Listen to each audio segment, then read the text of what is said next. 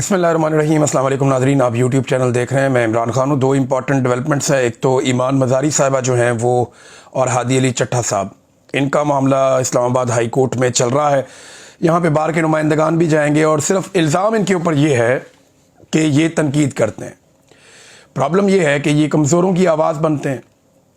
मसला ये है कि एस्टेब्लिशमेंट के जो मज़ालिम हैं ये उनके ख़िलाफ़ खड़े हो जाते हैं। मज़लूमों की आवाज़ बनने के बहुत सारे नुकसानात भी होते हैं और वही नुकसान जो है वो हादी अली चट्टा साहब को और ईमान मज़ारी साहिबा को हो रहा है। बड़ी खबर आज की ये है कि इमरान खान साहब की बहनें एक मरतबा फिर आज दोपहर को पहुंचेंगी अडियाला जेल और अडियाला जेल में वो अपने भाई से मिलने की कोशिश करेंगी। इस बारे में उन्होंने स्टेटमेंट पहले ही दे दिया है। वो ये कह रही हैं कि वो धरना देंगे और वहाँ से नहीं उठेंगे। जबकि आलिया हमजा साहिबा ने पंजाब के जितने भी अरकान असम्बली हैं जो मुतल्लिक़ा हैं, वहाँ पे जितने टिकट होल्डर्स हैं, जितने ओहदेदारान हैं और जो वहाँ पे कारकुनान हैं, उन सबको हदायत जारी की है कि दोपहर 2 बजे तमाम लोग अडियाला जेल के बाहर पहुँचें, इमरान खान की बहनों के साथ बैठें और उनकी हिफाजत करें, उनके साथ बैठें, इज़हार यकजहती करें और इमरान खान साहब से उनकी मुलाकात के लिए आवाज़ उठाएँ। देखना यह है कि रियासत क्या करती है, आज मुलाकात होने देती है या नहीं होने देती। देखिए, ये मामला अगर इसी तरह फंसा रहेगा तो पाकिस्तान आगे नहीं बढ़ेगा। आप पाकिस्तान के तमाम मसाइल को जोड़कर देखें, इकट्ठा करके देखें, तो वो कहीं ना कहीं जाकर इमरान खान साहब के साथ जुड़ जाते हैं। तमाम डेवलपमेंट्स इमरान खान साहब के साथ जाकर जुड़ जाती हैं। आसिम मुनीर साहब के 3 साल मुकम्मल हो गए, उन्होंने एक नई एक्सटेंशन भी ले ली, इस्तिस्ना भी ले लिया। शहबाज शरीफ साहब की हुकूमत के तकरीबन 3.5 साल से ज़ायद हो गए हैं, पौने 4 साल इन्हें भी होने वाले हैं। रिजीम चेंज ऑपरेशन के बाद से लेकर अब तक इनसे पाकिस्तान संभाला नहीं गया। इनके तमाम इक़दामात इमरान खान मुखालिफ इक़दामात हैं। इन्होंने जो भी किया इमरान खान को दिमाग में रख के किया। मेरे ख्याल में पाकिस्तान की एस्टेब्लिशमेंट को होश के नाखून लेने चाहिए, अपना दिल और दिमाग इन्हें बड़ा करना चाहिए और इमरान खान साहब को फेस करने की हिम्मत पैदा करनी चाहिए। लेकिन आप सारों को एक लाठी के साथ नहीं हाँक सकते, कुछ लोग मुख्तलिफ भी होते हैं। क्या हुआ अगर इमरान खान आसिफ अली जरदारी और नवाज शरीफ की तरह नहीं निकला? और अगर वो आसिफ अली जरदारी और नवाज शरीफ की तरह का आदमी नहीं है तो आप उसको डिफरेंट आदमी के तौर पे डील कर सकते हैं। अगर वो अपनी ज़ात के लिए डील नहीं कर रहा तो आप पाकिस्तान के लिए उसके साथ बैठकर बातचीत कर सकते हैं। और ये बात इमरान खान ने एक मरतबा नहीं कई मरतबा कही है।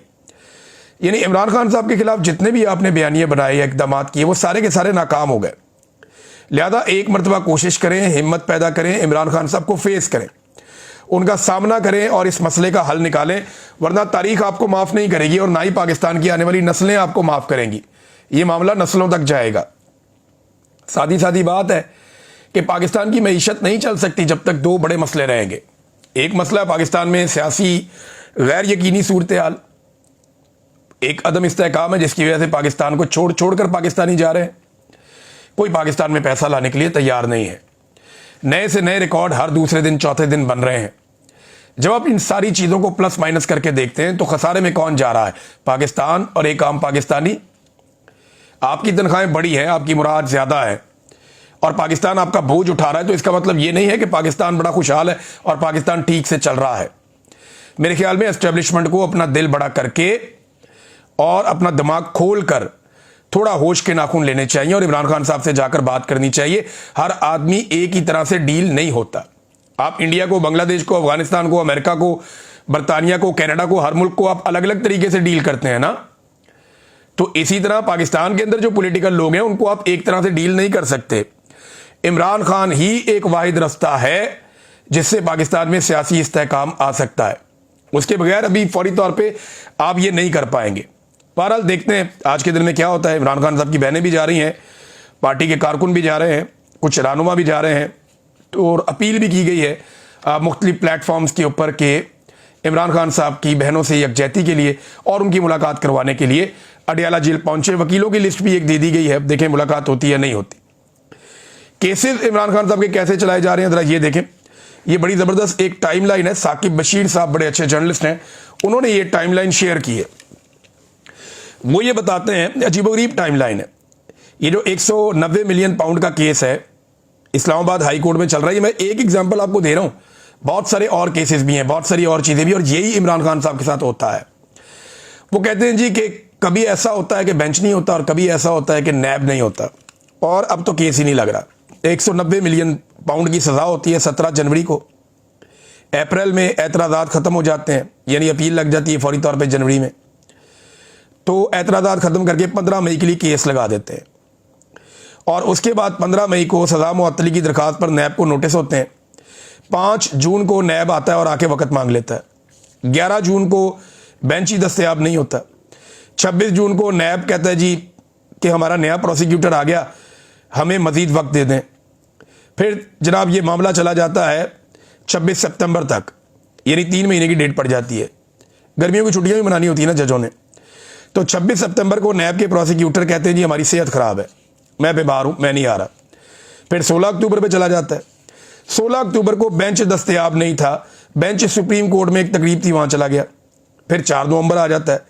4 नवंबर बुशरा बीबी की जल्द समाअत के लिए एक दरखास्त दायर होती है, जो आज 15 दिसंबर तक, और 16 दिसंबर हो गई, ये समाअत के लिए मुकर्रर नहीं हुआ केस। अंदाज़ा करें आप। ये है नाज़रीन पाकिस्तान में लॉ एंड ऑर्डर की सिचुएशन। ये कानून और आइन के साथ अदलिया के अंदर इस किस्म का खिलवाड़ हो रहा है कि जनवरी में जो फैसला हुआ उसकी अभी तक समाअत नहीं हो सकी दोबारा, जो अपील लगाई गई, और बार बार यह भी अपील की गई कि जल्द समाअत की जाए। ये इमरान खान साहब के साथ ज्यादती हो रही है, और यही तरीकाकार है एस्टेब्लिशमेंट का। ऐसे ही वो मैक्सिमम टाइम तक इमरान खान साहब को जेल में रख सकते हैं। तोशाखाना के बारे में आप बात कर देना, इमरान खान साहब के ऊपर तोशाखाना के हवाले से केस चल रहा है। एक चलाया, सजा दी, फारग हुआ। दूसरा चला दिया केस तोशाखाना का, इमरान खान को फिक्स करेंगे। अब तोशाखाना का केस इमरान खान के खिलाफ चलाया जा रहा है, लेकिन अदालत के जरिए से इसका रिकॉर्ड मांगा गया कि इसका पूरा रिकॉर्ड लाया जाए, यानी वो रिकॉर्ड जो 1997 से पहले का रिकॉर्ड है वो भी लेकर आए, जब पीपल्स पार्टी और PMLN और उससे पहले ज़िया-उल-हक ये लोग दबा के हुकूमत करते थे, जब ये पूरी दुनिया से तोहफे ले रहे थे पाकिस्तान के लिए। ज़रा वो भी रिकॉर्ड लेकर आओ। तो आपको मैं इंटरेस्टिंग बात बताता हूं कि वो रिकॉर्ड 1 साल हो गया मिल नहीं रहा। उस रिकॉर्ड के पीछे लोग भाग रहे हैं, ढूंढ रहे हैं, तमाम दफातर चेक कर लिया, हर चीज चेक कर ली, ना वो रिकॉर्ड कहीं पे मिलता है, ना उसका कोई सबूत मिलता है, ना ये पता चलता है वो लेकर कौन चला गया। और ये 1-1.5 साल के अंदर ये सारी कार्रवाई डाली गई। जब लोग पीछे पड़े ना इस बात के कि यार आप इमरान खान को फिक्स कर रहे हैं एक ऐसे मामले में जहां पे उसने पैसे दिए और पैसे देके तोहफा ले लिया, अब वो उसको फेंके, रखे, बेचे, जो मर्जी करे, ये तो कानून में उसके लिए कोई गुंजाइश है ना, उसने कानूनी गुंजाइश ही इस्तेमाल की। कानूनी हैसियत को देखें तो कोई गैर कानूनी काम उसने नहीं किया। लेकिन जब आप 97 से पहले का रिकॉर्ड निकालेंगे तो आपको बहुत अजीबोगरीब किस्म के झटके लगेंगे। वो सारा का सारा रिकॉर्ड गायब कर दिया गया। कौन किसको बचा रहा है सब जानते हैं, किस तरीके से इस मुल्क में बंदर बांट की गई है सब जानते हैं। तोहफों के नाम पे बाहर से बहुत सारी चीजें पाकिस्तान में लाई गई और उनके ऊपर ड्यूटी बचाई गई, उनके ऊपर पैसा बचाया गया। इसी दौर के अंदर शरीफ खानदान ने बहुत सारी मिलें लगा ली थी ना, याद होगा आपको, और मनी लॉन्ड्रिंग भी पाकिस्तान से बाहर बहुत बड़े पैमाने पे हो रही थी। तो फिर अब आपको समझ आ जानी चाहिए कि ये रिकॉर्ड कहां गया। पीपल्स पार्टी ने क्या गुल खिलाए, वो भी रिकॉर्ड का हिस्सा होना चाहिए था, लेकिन वो सारा रिकॉर्ड गायब हो गया। अभी तक रिकॉर्ड नहीं मिलता, 1 साल हो गया, कोई सुराग नहीं मिल रहा कि रिकॉर्ड गया किधर। नाज़रीन, हुकूमती वुज़रा बार बार जो है वो एक बात की वार्निंग दे रहे हैं कि पाकिस्तान में एक मरतबा पे ट्विटर या जो एक्स का प्लेटफॉर्म है उसे बंद कर दिया जाएगा।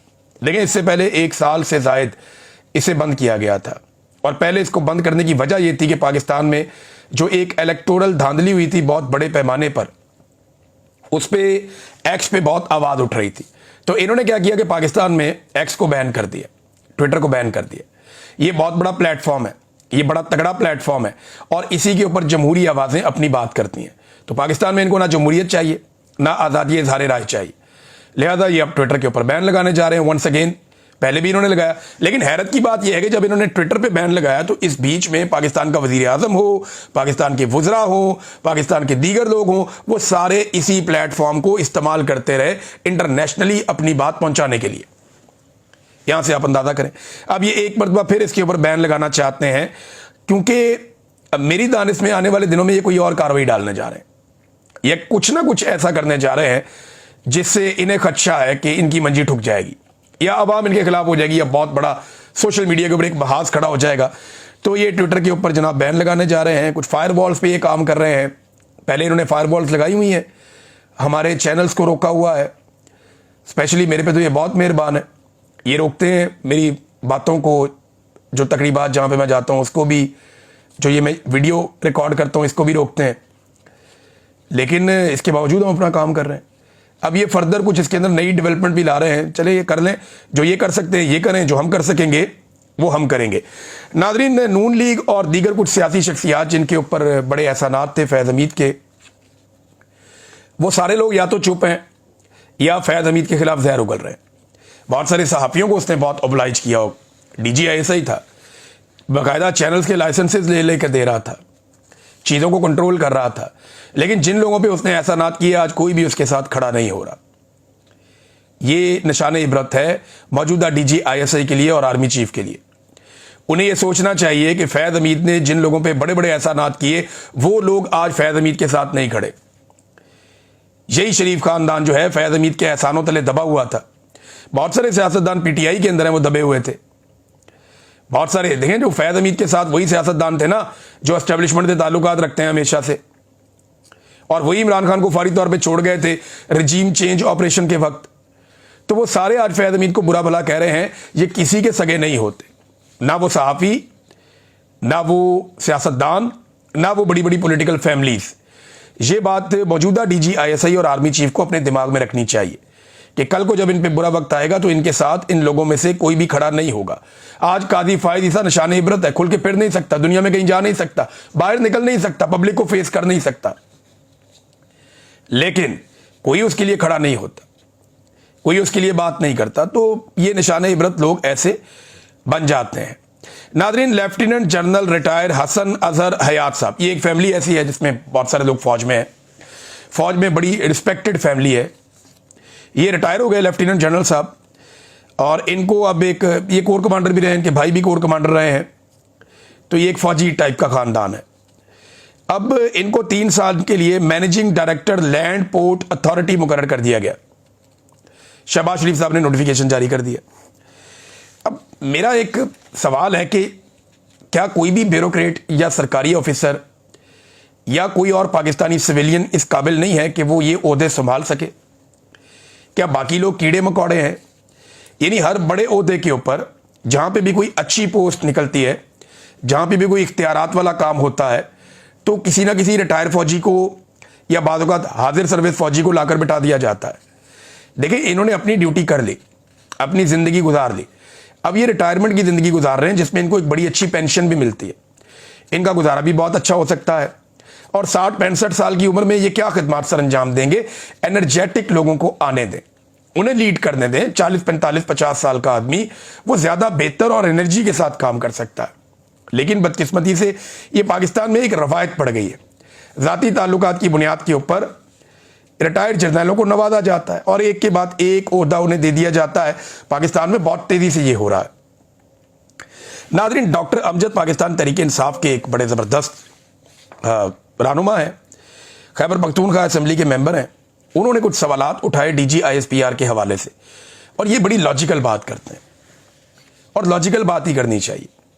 गालम गलोच से आप अपने नैरेटिव को प्रमोट नहीं कर सकते, उससे आपका बयानिया तबाह हो जाता है।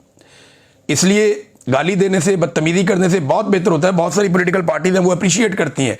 मरियम नवाज तो ऐसे बहुत सारे अकाउंट्स को फॉलो करती हैं जो गंदी गालियां देते हैं। जो लोग गालियां देने में बड़े मशहूर हैं, शरीफ खानदान, उन्हें अपने साथ बिठाना फख्र महसूस करते हैं। मरियम नवाज साहब अभी ये करती हैं, बदकिस्मती है। लेकिन यहाँ जो है वो डॉक्टर अमजद ने बड़ी ज़बरदस्त बात की। उन्होंने कहा कि DGI-SPR ने अपनी प्रेस कॉन्फ्रेंस में गालियां दी, लेकिन हम इन गालियों का जवाब गालियों से नहीं दलाइल से देंगे। मेरा एक सवाल है, क्या एक सरकारी मुलाजिम किसी सियासी जमात के खिलाफ प्रेस कॉन्फ्रेंस कर सकता है? उसको ये हक हासिल है। उसने आइन के मुताबिक हलफ लिया हुआ है कि मैं सियासी अमूर में कोई दिलचस्पी नहीं रखूंगा, कोई मुदाखलत नहीं करूंगा। उनको यह हक किसने दिया कि उसने एक सियासी जमात के खिलाफ प्रेस कॉन्फ्रेंस की गालियां और धमकियां दी? ये डॉक्टर अमजद साहब ने लॉजिकल बात की। और देखें, ये पाकिस्तान में जो है वो इदारे के अंदर भी एक बेचैनी, एक परेशानी तो है कि ये DGI-SPR साहब ने क्या किया। एक्चुअली दे वर एक्सपेक्टिंग कि पाकिस्तान तहरीक इंसाफ रिस्पॉन्ड करेगी अग्रेसिवली, और वो भी गालम गलोच शुरू कर देंगे और मौका मिल जाएगा पाकिस्तान तहरीक इंसाफ के खिलाफ एक नया महाज खोलने का और बहुत सारी चीज़ों से तवज्जो हटाई जा सकेगी। लेकिन तहरीक इंसाफ ने इस मरतबा बड़ी समझदारी का सबूत दिया, बड़े ज़ीरक अंदाज में ना सिर्फ रिस्पॉन्ड किया बल्कि चीज़ों को एक्सपोज भी किया। नाज़रीन, यहाँ पे एक और ख़बर है कि अमेरिका ने पाकिस्तान के ऊपर जो टैरिफ आयद किया ना, वो था 19%। याद रखिएगा, पहले उन्होंने 29% किया था। ये अमेरिका ने सबके साथ किया, एकदम बढ़ा देता था। डोनाल्ड ट्रंप जब आया, वो कहते हैं कि टैरिफ वर्ड मुझे बहुत पसंद है, इसकी वजह से अमेरिका में अरबों डॉलर आ रहे हैं। तो अमेरिका में जा रहे हैं ना, वो अपना फ़ायदा सोचते हैं। तो डोनाल्ड ट्रंप ने सबसे पहले आते ही सबके ऊपर ज़्यादा टैरिफ लगाया, फिर थोड़ा थोड़ा कम करके उन्हें राज़ी करके कर लिया। अमेरिका के साथ इनकी ट्रेड डील हो रही है वहाँ पे, वो लंबी नेगोशिएशंस में। लेकिन पाकिस्तान पे जब 19% टैरिफ उन्होंने लगाया तो पाकिस्तान ने इसको अपनी कामयाबी करार दे दिया था। गवर्नमेंट कह रही है बहुत कामयाबी हो गई हमें। अब हुआ यह है कि SAARC chamber of commerce and industry और साफा नामी एक फेडरेशन है, इन्होंने बताया कि पाकिस्तान का जो टेक्सटाइल का शोबा है ये सबसे ज़्यादा एक्सपोर्ट्स करता है अमेरिका में। और पाकिस्तानी हुकूमत ने इस गलत टैरिफ को क्योंकि तस्लीम किया 19% वाले को, तो पाकिस्तान की जो बरामदात है अमेरिका में, इनका शोबा शदीद मुतासिर हुआ है और बरामदात के हुजम में 20 से 30% तक कमी वाक़ हो गई है। और ये एक इंटरनेशनल स्टडी है। पाकिस्तान के अंदर से जो डाटा है वो हो सकता है इससे ज़्यादा खौफनाक हो, लेकिन डोनाल्ड ट्रंप को राज़ी रखने के लिए, डोनाल्ड ट्रंप के साथ अच्छे ताल्लुकात बनाने के लिए इन्होंने ये कड़वा घूंट किया। और उसके बाद हुआ क्या? हुआ ये कि इस वक्त जो पाकिस्तान के ताजिर हैं या जो बरामदात करने वाली कंपनीज हैं पाकिस्तान में, वो सारे इसका नतीजा भुगत रहे हैं और इस तकलीफ से दो चार है कि हुकूमत ने सिर्फ डोनाल्ड ट्रंप को राज़ी करने के लिए क्या किया। नाज़रीन, एक और खबर सुनने में आ रही है कि खैबर पख्तूनख्वा की हुकूमत कुछ बंदोबस्त कर रही है। शायद इसमें सुहेल अफरीदी साहब को अब शिफ्ट किया जाएगा, कुछ दिनों के लिए वो लाहौर जाएंगे, पंजाब जाएंगे। और पंजाब में जो एक फ़िज़ा बनी हुई है गैर सियासी किस्म की, वहाँ एक पाकिस्तान तहरीक इंसाफ की सियासी फ़िज़ा बनाने की कोशिश करेंगे। बल्कि मुझे एक सोर्स ने बताया कि मुमकिना तौर पे ज़मान पार्क में तैयारी की जा रही है कि वहाँ पे पॉलिटिकल एक्टिविटीज़ भी की जा सकती हैं पाकिस्तान तहरीक इंसाफ की जानिब से। तो ज़मान पार्क अगर खुलेगा तो बड़े लंबे अरसे के बाद खुलेगा। अगर सुहेल अफरीदी वहाँ पे जाएंगे और वहाँ एक्टिविटीज़ शुरू करेंगे तो एक नई गहमा गहमी पंजाब में शुरू होगी, तो एक सियासी फ़िज़ा बनेगी। देखते हैं कि पाकिस्तान तहरीक इंसाफ इसके ऊपर कैसे इंप्लीमेंट करती है। एक और ख़बर है नाज़रीन, ये बड़ी अफसोसनाक है और बड़ी तकलीफ देह है कि डॉन अखबार जो कायद-ए-आज़म मोहम्मद अली जिन्ना साहब से मुंसलिक है और कायद-ए-आज़म इसको बहुत पसंद फरमाते थे, इस पर बड़ा फ़ख्र करते थे, डॉन अखबार के इश्तिहारात एस्टेब्लिशमेंट की ईमा के ऊपर बंद कर दिए गए। सरकारी इश्तिहारात उन्हें नहीं मिल रहे थे और अब रियाजुल हक साहब हैं, बड़े सीनियर जर्नलिस्ट हैं, उन्होंने ये क्लेम किया, बताया कि इसके जो प्राइवेट इश्तिहारात हैं वो भी बंद किए जा रहे हैं। बल्कि एक दबाव डाला जा रहा है कि जो प्राइवेट कंपनियां हैं जो इश्तिहार देती हैं डॉन को, उन्हें कहा जा रहा है कि आपके लिए नताइज होंगे, आपके लिए मुश्किलात बढ़ेंगी, आपने भी डॉन अखबार को इश्तिहारात नहीं देने। और इससे ज़्यादा एक अफसोसनाक बात यह है कि खैबर पख्तूनख्वा की हुकूमत जो डॉन अखबार को इश्तिहारात देती थी, जिससे वहाँ काम चलता था, तनख्वाहें जाती थी, अखबार छपता था। लेकिन डॉन अखबार का प्रॉब्लम क्या है? ये आपके जितने भी एम्बेसीज हैं इस्लामाबाद में, उन सब में डॉन अखबार जाता है। दुनिया पाकिस्तान के बारे में क्या सोचती है, क्या ओपिनियन बनाती है, इसका एक बड़ा ज़रिया जो है वो डॉन अखबार है। डॉन अखबार का इदारिया हुकूमतों के ऊपर हमेशा से तनकीद करता है। वो खुलकर देखते हैं, सही को सही और गलत को गलत कहने की कोशिश करते हैं। अभी इतना तो नहीं कर पाएंगे, हालात बहुत बुरे हैं, हम सब जानते हैं, लेकिन फिर भी वो बाकियों से बेहतर हैं। अब उन्हें दबाने की कोशिश की गई, जब उन्होंने बात नहीं मानी तो उनके इश्तिहारात बंद कर दिए गए। खैबर पख्तूनख्वा से भी उनके इश्तिहारात बंद करवाए गए। हुकूमत दे रही थी इश्तिहार, लेकिन मुबैना तौर पे चीफ सेक्रेटरी खैबर पख्तूनख्वा को इस्तेमाल किया गया और डॉन के इश्तिहारात वहाँ से भी रोके जा रहे हैं। मेरे ख्याल में शफीउल्लाह जान साहब जो खैबर पख्तूनख्वा में वज़ीर आला के तर्जुमान हैं, उन्हें चाहिए कि वो इस मामले का नोटिस लें और डॉन अखबार के जो इश्तिहारात हैं वो खोले जाएँ, उनको फैसिलिटेट किया जाए। और मैं वैसे एक सवाल पूछता हूँ कि दुनिया भर में ये हो रहा है कि बहुत सारे जो पुराने अखबारात हैं जो एक वर्षा बन चुके हैं, उन अखबारात को चैरिटी भी दी जाती है। तो क्या पाकिस्तान में डॉन अखबार से ये सिलसिला शुरू नहीं होना चाहिए कि लोग फ़ंड करें अपने पसंदीदा अखबार को, जो पाकिस्तान की एक पुरानी रवायत को ज़िंदा रखे हुए? क्या ये होना चाहिए, नहीं होना चाहिए, आप इस पर अपनी राय भी दे सकते हैं। अब तक के लिए इतनी, अपना ख्याल रखिएगा, अपने इस चैनल का भी। अल्लाह हाफिज़।